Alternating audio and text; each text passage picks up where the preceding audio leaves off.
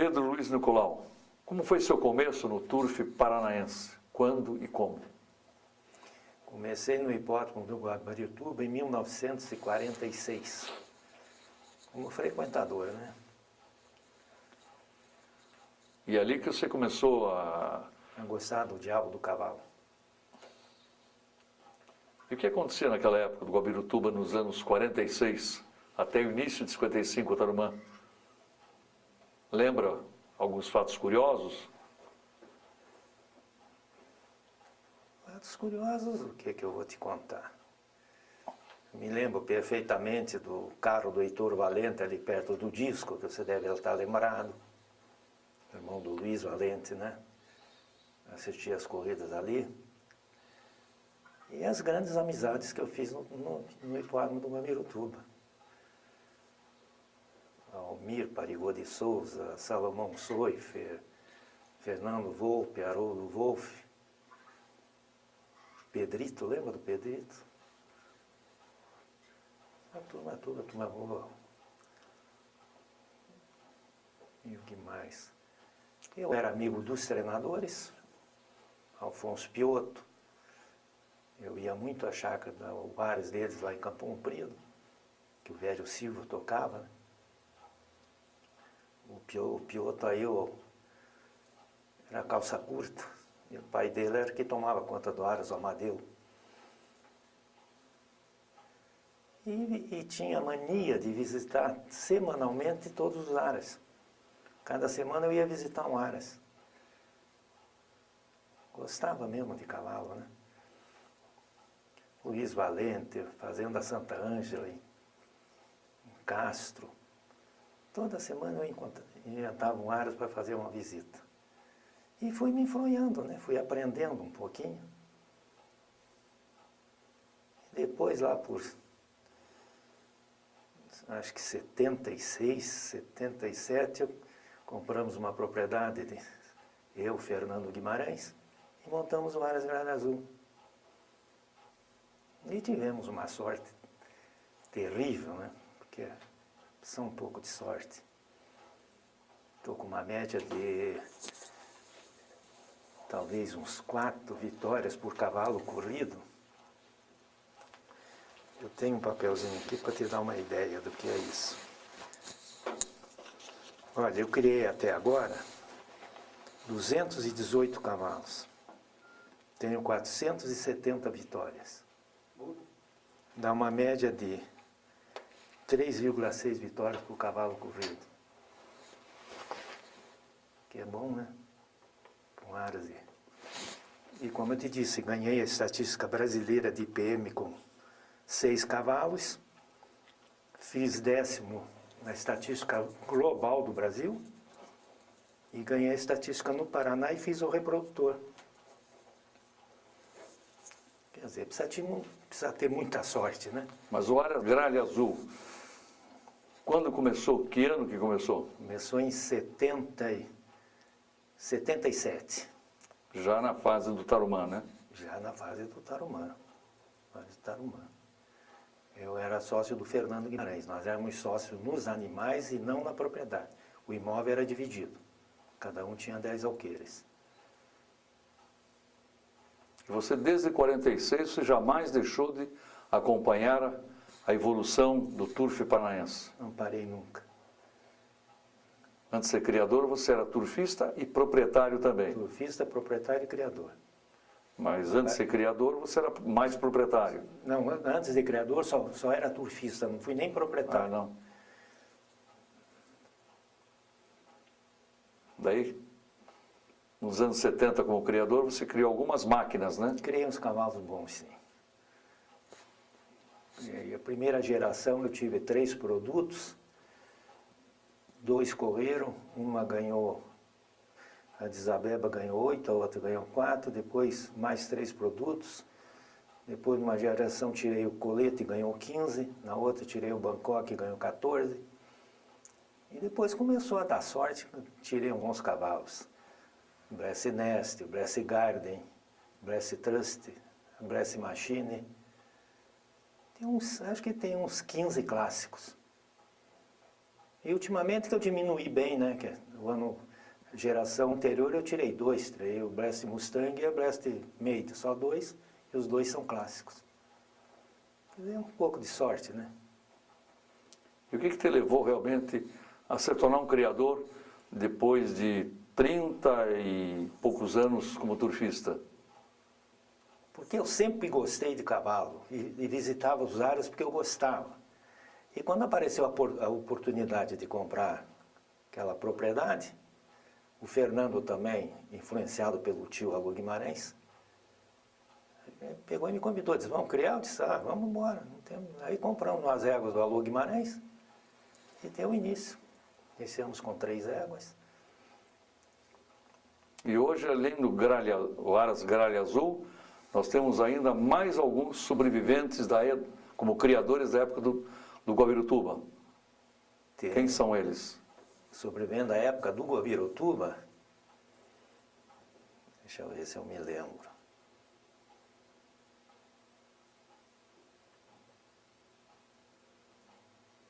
Puxa vida, o Silvio Berto, né? Acho que criava nessa época. Pelanda também, né? Pelanda criava. Pelanda, Silvio Berto, o Rio Pequeno, não é? E os outros eu tenho a impressão que já... Ver se eu lembro mais algum. Naquele tempo criava o Glaser, não é? Naquele tempo os principais aras eram Paraná, Fazenda Santa Ângela, Luiz Valente e o Ribeiro de Camargo.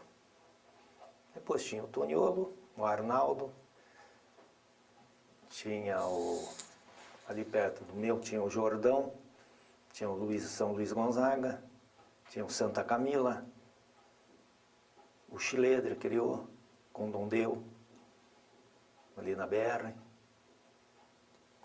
Foram acabando, né? Hoje está uma coisa de louco. O turf está...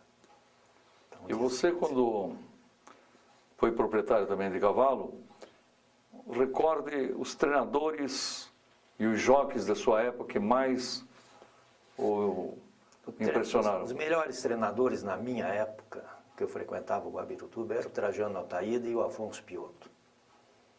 E os jockeys eram o Zeferino Santos, João Santos, eram os melhores jockeys da época. O Constante Bini, você deve ter conhecido.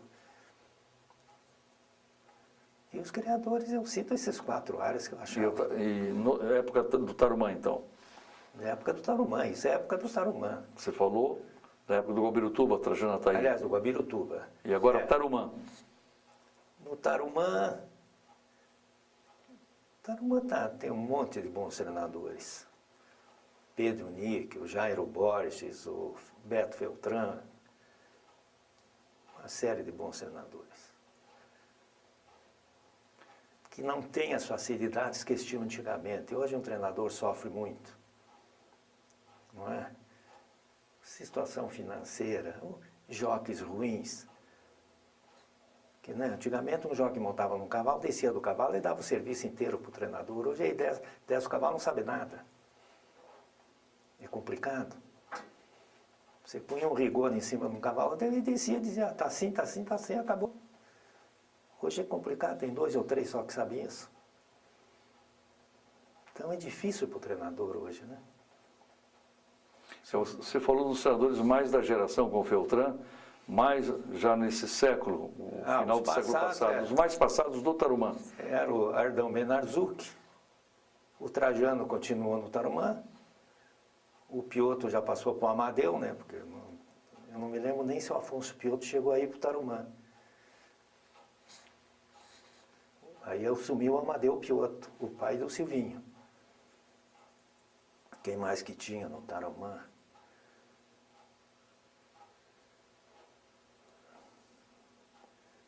Acho que é tudo.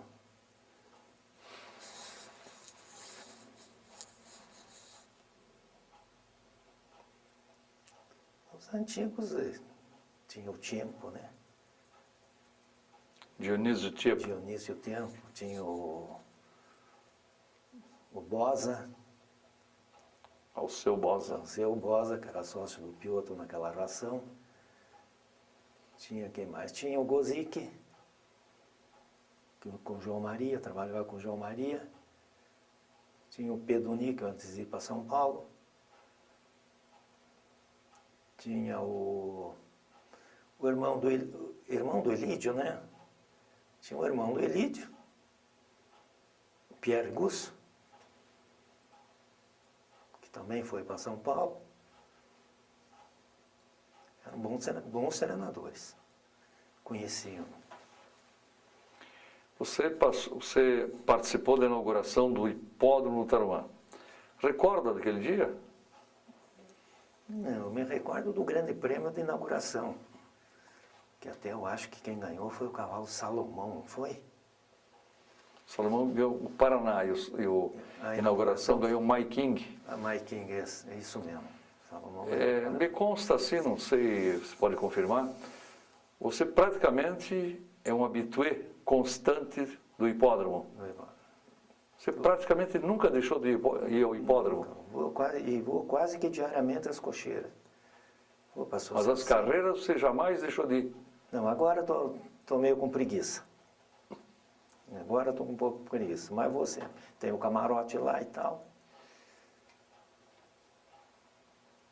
Mas tem que ir para ficar conversando com os amigos, né?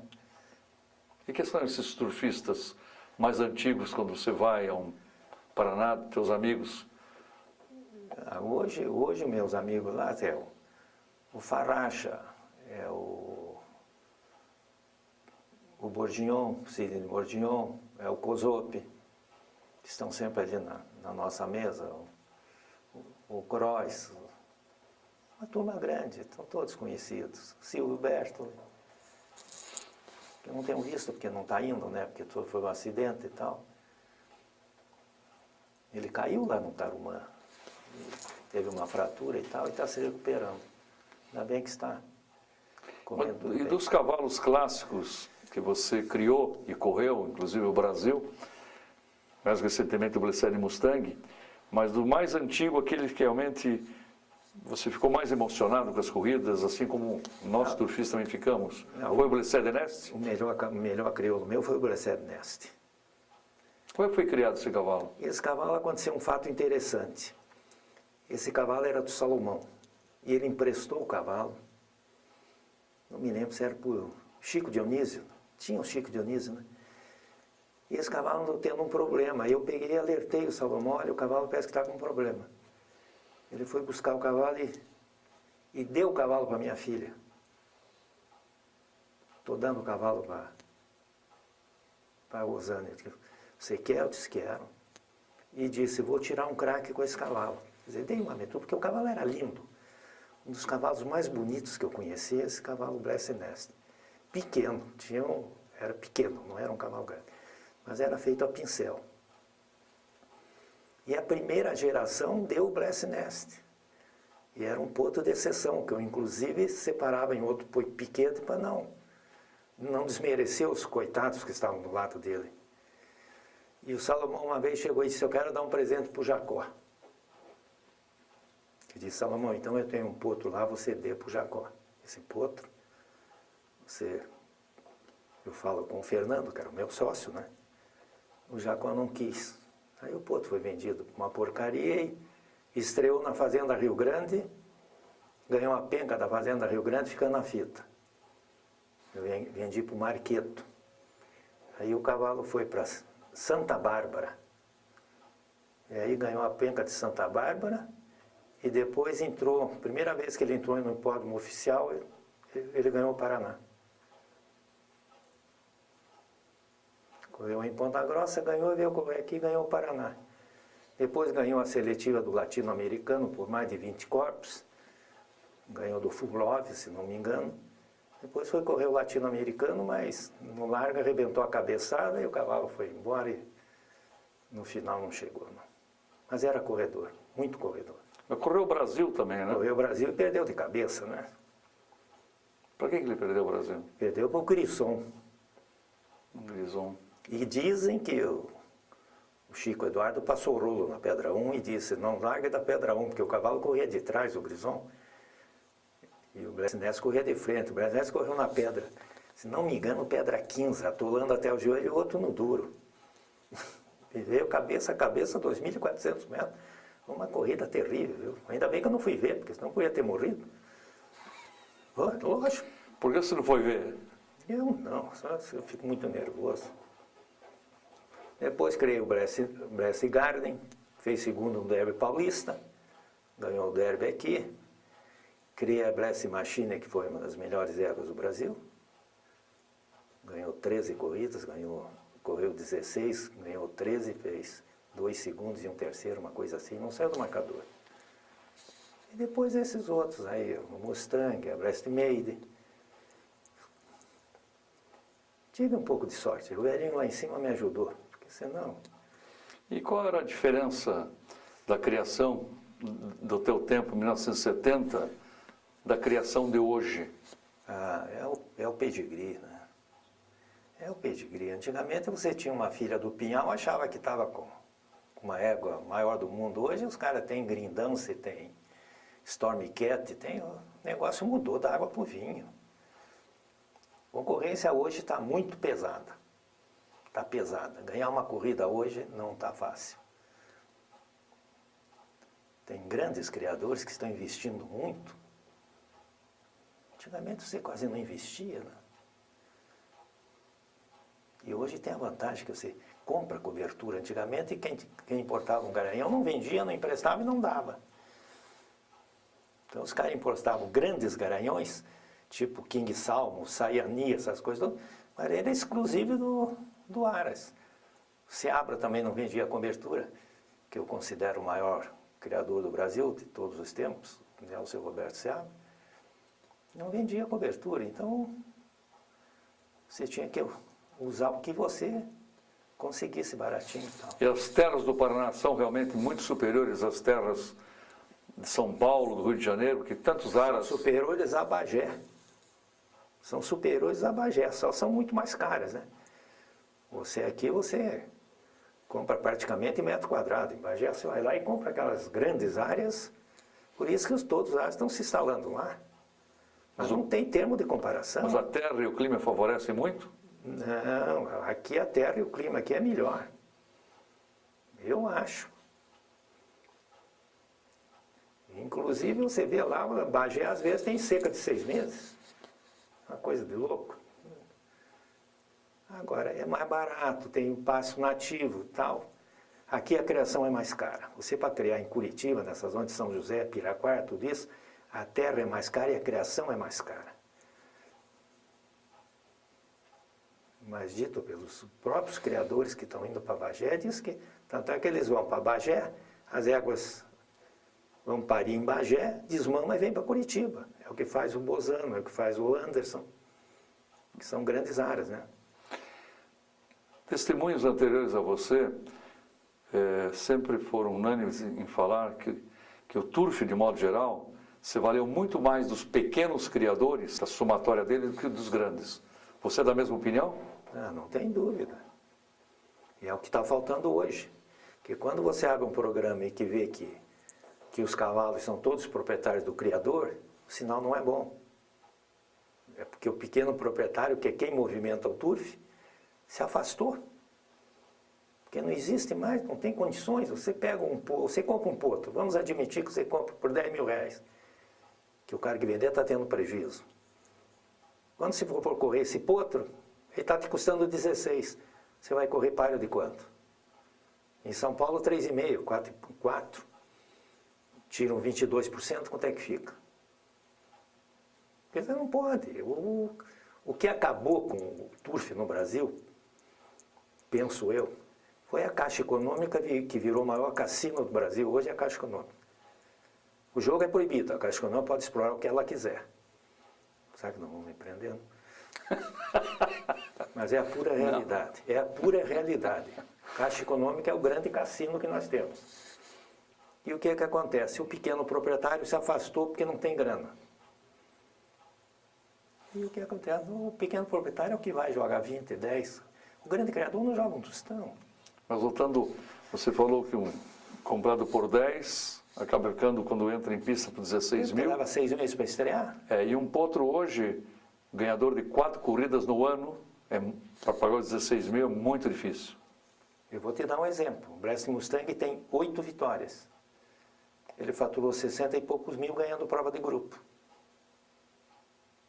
Pode? E é clássico, de grupo 1. É o que eu estou dizendo, não é grupo 1, tem colocação, mas ele ganhou o grupo 3. Sim, mas é participante, né? Mas é participante. Então você vê que às vezes já é um cavalo acima do normal.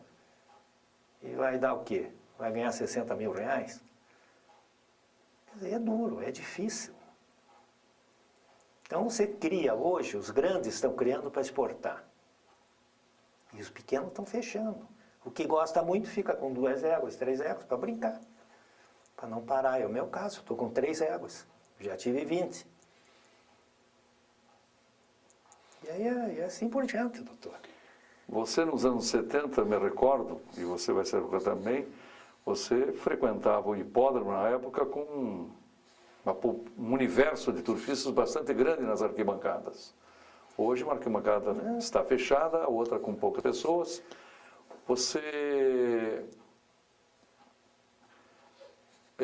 O que você pensa sobre o assunto com relação à interferência de quê? Das apostas online que afastou o turfista Mas eu tenho a impressão do que hipódromo? não, porque se a aposta online tivesse afastado, os movimentos estariam bons, não estão? Mas o turfista em si? Se afastou. Não tem renovação. Morre um, é menos um. Não tem renovação no turf. E não estão trabalhando para isso. Então é complicado. Eu não sei, né? Eu não estou vendo muito futuro, não. É uma pena, né? Quem via você ia para um Grande Prêmio São Paulo, ia para um Grande Prêmio Brasil, você tinha que brigar para conseguir ver a corrida, porque aquilo era assim. Hoje, você vai em São Paulo, está vazio. O movimento de São Paulo agora, sexta-feira, deu quanto? 338, uma coisa assim, ou 238. O movimento de São Paulo, você não tem fundamento. Ainda ficam brigando. Ficam brigando, aquilo que você fala na tua crônica sempre. Essa pedra única é para sair, tem mais de 5 anos que fala em pedra única, você notou que ninguém toca no assunto? A não ser você, e o Rizon. E você acha que a pedra única seria talvez umas inovações que ia ajudar bastante? Que a solução seria pedra única ou maquininha. Se abrir os bingos, eu tenho a impressão que o Jockey Club vai pôr maquininha e vai melhorar. Você vai em Palermo, você entra lá, tem mais de 500 metros, tem maquininha. E o povo jogando, e eles dão tanto por cento para o jockey. Então eles ficam aumentando o prêmio. Aqui não pode aumentar prêmio, você vai aumentar como? Não tem como pagar. Os Jockey Clubs não têm uma fonte alternativa de renda, então não adianta. Não adianta, não tem jogo. Aqui eles estão tendo um prejuízo, me contaram, de 30 por reunião, mas eu acho que é mais. E vai aguentar 30 por reunião? Vai acabar o dinheiro da venda, e aí? Aí fecha. Você que conhece bem o Tarumã aqui, toda a sua área, porque você sempre está no jockey, tem mais áreas ociosas que poderiam ser negociadas sem prejuízo ao patrimônio efetivo do jockey, ou não tem mais nada? Não, eu acho que ainda tem a área, mas o diabo é o seguinte, Renato. O jockey já vendeu 2 postos de monta. O jockey já vendeu a propriedade na Santos Andrade que dava para Marechal Deodoro. Você vê, vender um posto de monta, onde tem ali o Thalia e o cemitério vertical, quanto vale aquilo hoje? O 20 Alqueires em Piraquara, aquela propriedade no centro da cidade. E está sem dinheiro. Se continuar vendendo o patrimônio, daqui a pouco não vai ter um patrimônio, não vai ter nada. Não tem mais o que fazer. Agora não vende, não pode pagar o que deve. Tem que vender para pagar o que deve. Quer dizer, é uma situação difícil, complicada. No Brasil inteiro, né? No Brasil inteiro. O Jockey Club de São Paulo está em pior situação do que o nosso. E você também falou que você cria muito menos hoje no Brasil do que antigamente. E você mesmo, Nós tirávamos, bem. o Brasil tirava 4.000, 4.200 potos por ano. Hoje não tira 2.600. Caiu pela metade. Mas você vê os grandes áreas que estão fechando e o que não está fechando está reduzindo o plantel em mais de 50%. Não dá, é insuportável. Não vejo solução para isso. Se não melhorarem os prêmios, não tem quem queira ter cavalo. Porque você vai perdendo, daqui a pouco você cansa de perder, né? Pode ficar no vermelho sempre. Mas por que os grandes proprietários do exterior têm vindo buscar não somente sementais, mas também cavalos, potros para correr fora daqui, ou já cavalos em corrida? Porque a nossa criação ainda, que debilitada ainda, é uma das melhores do mundo, talvez. A nossa criação é de primeira, tanto é que agora o Mactum vai criar em Bagé. Já mandou um reprodutor dele para Bagé e disse que vai mandar 10 éguas. Agora chegaram 2 reprodutores do HK em São Paulo. Porque tem que aproveitar agora, porque a Argentina decaiu muito, no meu modo de ver. Eles americanizaram muito o plantel. E hoje não aparece mais um Forli, um Mangangá, um Iatasto, porque é tudo ligeiro, todo sangue americano. Entendi. A Argentina está perdendo, então, sua identidade nativa. Perdendo a identidade. Aqueles cavalos criados pelo olho d'água, aras argentinos, aqueles cracassos que vinham aqui e faziam um carnaval no Brasil, lembra? Vinham correr o Brasil, só dava argentino. Hoje já não tem mais. Porque eles puseram velocidade, porque hoje o cara compra e quer correr em si. Precisa de cavalo precoce para tirar o dinheiro que investiu. Então você vai lá, quem é que ganha na Argentina? É o Aras lá Quebrada, porque pôs tudo para correr 1.000 metros, 1.500 metros e tal. Vai para o leilão, é um sucesso. E o fenômeno também ocorre no lado profissional, né?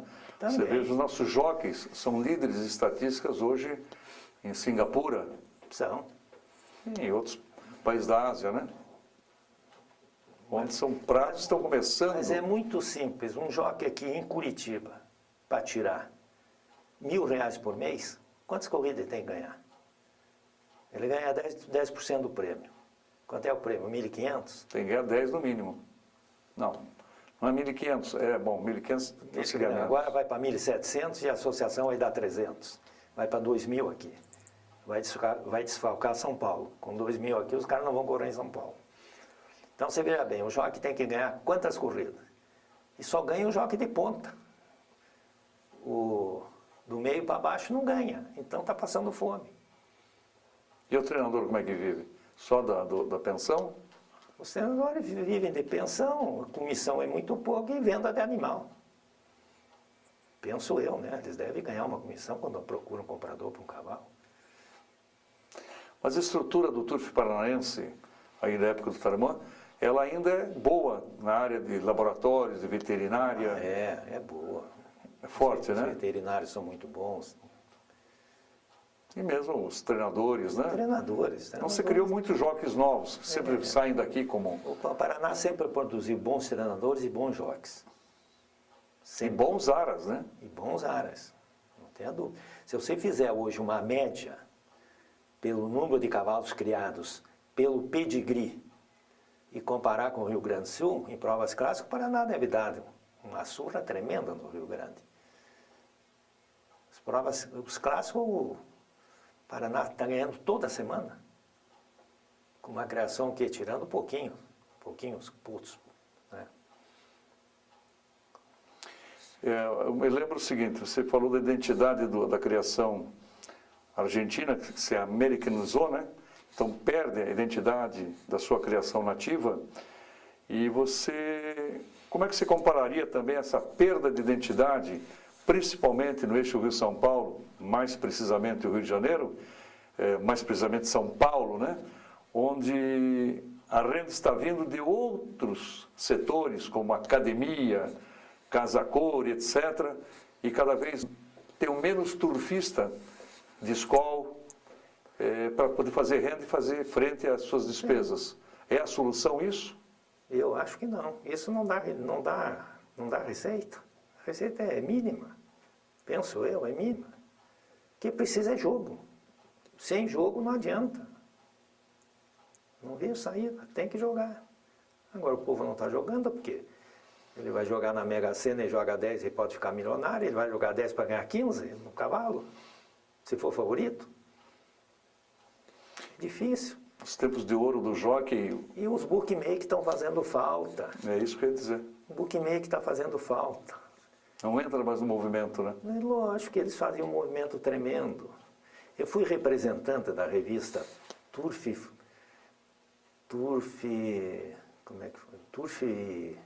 Ilustrado e o Coruja, que era do Paulo José da Costa, criminalista. Eu vendia 600 revistas por semana.